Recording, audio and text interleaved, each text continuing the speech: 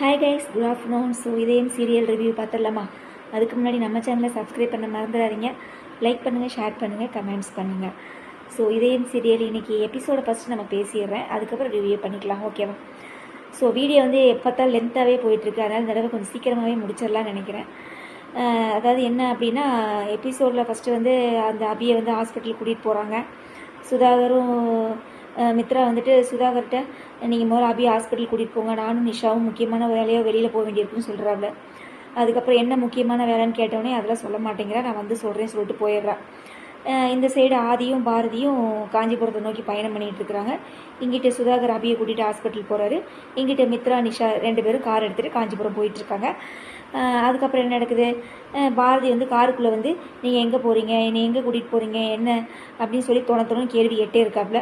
அதுக்கப்புறம் ஆதி இருந்துட்டு ஒரு கடத்தில் சொல்லிடுறான், இந்த மாதிரி காஞ்சிபுரம் தான், உங்கள் ஹஸ்பண்டை தேடி தான் போகிறோன்னு சொன்னோன்னே காரை விட்டு இறங்கி நீங்கள் தான் என்னோடய உசுறு, நீங்களே பக்கத்தில் இருக்கும்போது யாரை தேடி நீங்கள் அலையிறீங்க அப்படின்ற மாதிரிலாம் நினச்சி ஃபீல் பண்ணுறாங்க மேடம்.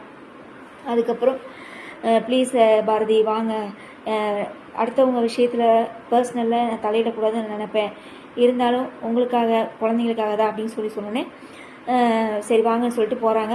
போகும்போது ஐயோ அத்தைக்கு நம்ம சொல்லாமல் போகிறோமே, அத்தைக்கு நம்ம இன்ஃபார்ம் பண்ணணும்னு சொல்லிட்டு ஃபோன் எடுத்து பண்ணுறா, ஃபோன் எடுக்கவே இல்லை. இங்கிட்ட என்ன நடக்குது அப்படின்னா, மித்ராவும் நிஷாவும் பார்த்து காரில் பேசிக்கிட்டே போகிறாங்க. அதுக்கப்புறம் நம்ம வாசுவை காமிக்கிறாங்க. அந்த கழுத்தை பிடிச்சி நெரிச்சது வந்து வாசு தானே, அதனால் அதை கண்டுபிடிக்கிறதுக்காக நம்ம காஞ்சிபுரம் போகிறோம்னு சொல்லி பேசிக்கிட்டு இருக்கையிலேயே வந்து ரெண்டு பேரும் நிஷாவை பற்றி இவ திட்டுறதும், நிஷா வந்து இவளை பேசுகிறதும், நீ பயந்தாங்கோலி தான் ஆனால் நீ வெளியில் காமிச்சிக்க மாட்டேன் நிஷா சொல்ல, உடனே இவ இருந்துட்டு நீ எதுக்கு அமைதியாக வந்திருந்தா நான் கேட்டேன்னு சொல்லி இவ சொல்ல. ஸோ ரெண்டு பேர் கான்வர்சேஷன் காருக்குள்ள நடந்துகிட்டே இருக்கையிலேயே வாசுவோட ஃபோட்டோவை காமிக்கிறாங்க. ஏதோ என்னடா வாசுவோட ஃபோட்டோவை காமிக்கிறாங்கன்னு திடீர்னு பார்த்தா கார் பஞ்சர் ஆயிடுச்சு.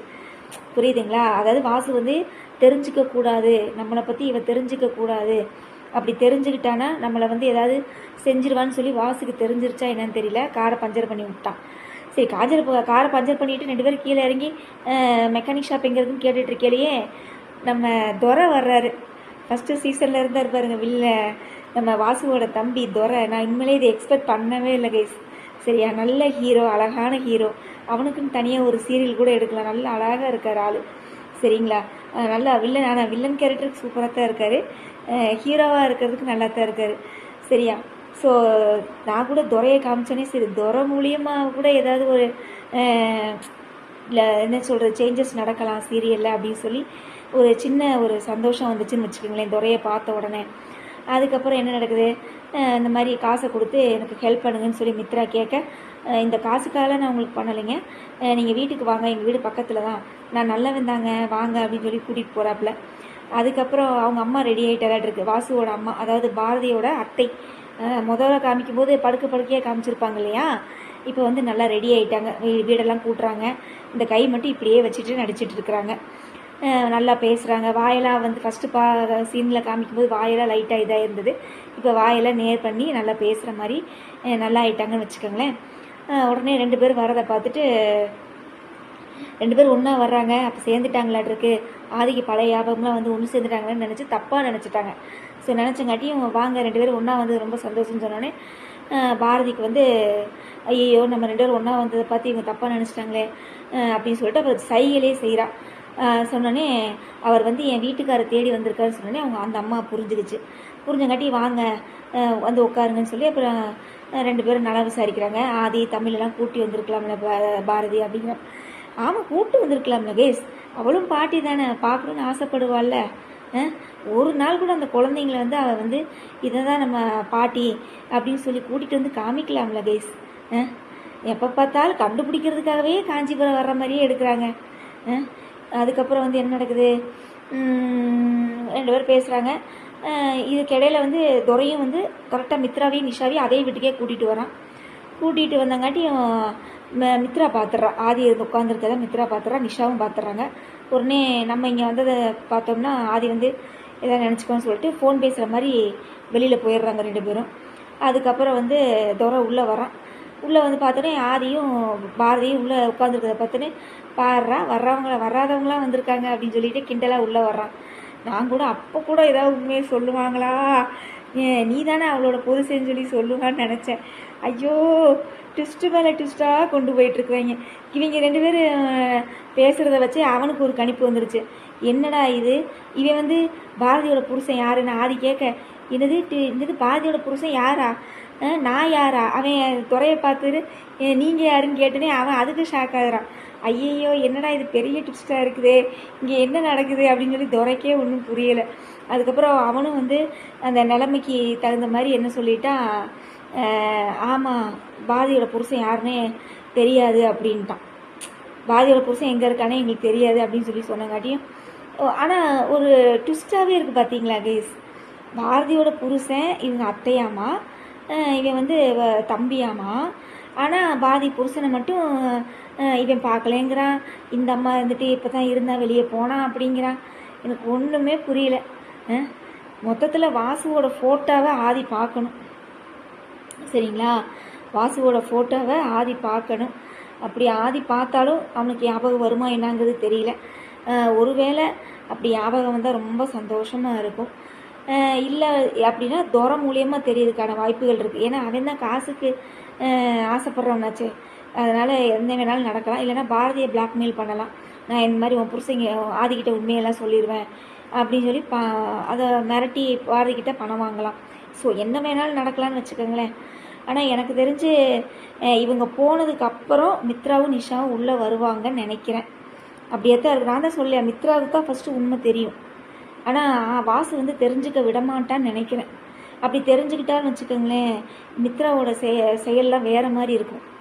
புரியுதுங்களா? வாசு வந்து எதாவது செய்யணும்னு நினப்பா, பூஜை மூலியமாக எதாவது செய்யணும்னு நினப்பா. அதனால் அதெல்லாம் சரிப்பட்டு வராது. அதனால் வாசு வந்து மித்ரா வந்து தடுத்து வைக்கிறது தான் ரொம்ப நல்லது, சரியா? ஸோ அதுக்கப்புறம் இன்றைக்கி எபிசோடு ரிவ்யூ அவ்வளோதான் கைஸ். இன்னும் இதில் வேறு ரிவ்யூ பண்ணுறதுக்கு என்ன இருக்குது? ஆனால் எனக்கு ஒரு சின்ன சந்தோஷம், துரையை பார்த்தது. இப்போ தான் அந்த பழைய ஃபஸ்ட்டு சீசன் பார்த்த ஒரு சந்தோஷம் வருது கைஸ். என்ன, நம்ம ஜனனி இருந்தாங்கன்னா நாடகம் இன்னும் வேறு லெவலில் இருக்கும், சரியா? ஜனனி போனது தான் ரொம்ப ரொம்ப வருத்தமாக இருக்குது. ஃபஸ்ட்டு சீசன்லேயும் செகண்ட் சீசன்லேயும் ஒரே மாதிரி ஹீரோயின், ஒரே மாதிரி கதை அமைஞ்சால் நல்லாயிருக்கும் பார்க்குறக்கு. இந்த பல்லவியை கொண்டு வந்து நடிக்க வச்சுக்கிட்டு நம்மளை போட்டு ஆவியை வாங்குறாங்க. சரி, ஓகே கைஸ், உங்களோட நிறைய குறைகளை கமெண்ட்ஸில் சொல்லுங்கள். அதுக்கப்புறம் மற்ற சீரியல் வந்து பார்க்கும்போது நம்ம ரேவதி அக்கா பொழைச்சிருச்சாட்டு இருக்குது. ப்ரோமோவில் பார்த்தேன், நம்ம கார்த்திக் சார் வந்து ஐ லவ் யூலாம் சொல்கிறாரு. நான் ஏற்கனவே ஒருத்தி இழந்துட்டேன், ஒன்றையும் எனக்கு என்னால் விட முடியாது அப்படின்னு சொல்லிட்டு ஐ லவ் யூலாம் சொல்கிறாரு. உடனே கீழே கமெண்ட்ஸ் எல்லாம் படித்து பார்த்தேன், ரொம்ப எல்லாருமே சந்தோஷப்படுறாங்க. ஆனால் என்னை பொறுத்தளவு என்ன அப்படின்னா வந்து கைஸ், அந்த லாஸ்ட்டு பொண்ணு பாடகியாக இருக்கா இல்லையா, அவள் வந்து ஜோடியாக இருந்திருந்தால் நல்லா இருந்திருக்கும்னு என்னோடய பாயிண்ட் ஆஃப் வியூ. ஏன்னா அதுதான் நான் அஸ்யூஷுவல் எப்பயும் போல் உங்களுக்கு சொல்கிறது தான். தீபா வந்து ஒரு பாடகி, அதனால் இந்த பொண்ணு ஒரு பாடகி அப்படிங்கிறப்ப 2 பேர் காம்பினேஷன் நல்லா இருக்கும் அப்படின்றது தான் என்னோடய பாயிண்ட் ஆஃப் வியூவில் நான் பேசினேன். ஆனால் டேரக்டர் சார் வந்து ரேவதியவே ஜோடி ஆக்கிட்டார். ஆனால் ஒரு கட்டத்தில் வந்து இது ராஜா இல்லை கார்த்திக், அப்படி அதாவது ராஜா சேதுபதியோட பேரன்தான் அப்படின்னு சொல்லி தெரிஞ்சு சாமுண்டு சரி இது பிரித்து வைக்கிறாளா என்ன அப்படின்றது தெரியல. ஸோ கார்த்திகை தீபம் நான் அந்த 2-3 நாளாகவே நான் பார்க்கவே இல்லை கைஸ், பார்க்குறது இல்லை. ஆமாம், நம்ம நினைக்கிற மாதிரி நாடகம் இல்லைன்னா நான் எதுக்கு அதை பார்க்கணும், அது வேஸ்ட்டு. அதுக்கப்புறம் வந்து வேறு என்ன, கெட்டிமேளம் நான் உண்மையை சொல்கிறேன், கெட்டிமேளம் பார்க்குறதில்ல, அயலி பார்க்குறதில்ல, சின்னஞ்சிரி கிளியை பார்க்குறதில்ல, எல்லாமே நான் ப்ரோமோ வச்சு தான் உங்களுக்கு நான் பேசிகிட்டு இருக்கிறேன், ஓகேவா? அதுக்கப்புறம் சந்தியா ராகம் அப்படியே நம்ம ஜானகியை காப்பாற்றினால நம்ம ரகுராம் வந்து மாயாவுக்கு வந்து நன்றி சொல்லிகிட்டு இருக்காரு. அதுக்கப்புறம் வேறு என்ன, அவ்வளோதான். மொத்தத்தில் இதயம் சீரியல் நம்மளை பொறுத்தளவு வந்து இப்போ தான் கதை வந்து ஒரு இடத்துக்கு நகர்ற மாதிரி இருக்குது. சீக்கிரமாக நகர்ந்து ஆதி தான் பாரதியோட புருஷன் அப்படின்னு சொல்லி தெரிய வந்து, இல்லைன்னா வாசுவோட இதயத்தை எடுத்து எனக்கு வச்சுருக்காங்க அப்படிங்கிற ஏதாவது ஒரு உண்மையாவது ஆதிக்கு தெரிய வரணும், சரியா? அப்போ தான் நாடகம் வந்து நல்லாயிருக்கும், ஓகேவா? சரி, ஓகே கைஸ், நாளைக்கு விஜயதசமி, சரஸ்வதி பூஜை எல்லாம் வருது. ஸோ எல்லாம் என்ஜாய் பண்ணுங்கள், சரிங்களா? நல்லா செலிப்ரேட் பண்ணுங்கள். எல்லாருக்கும் விஜயதசமி, காந்தி ஜெயந்தி நல்வாழ்த்துக்கள், ஓகே?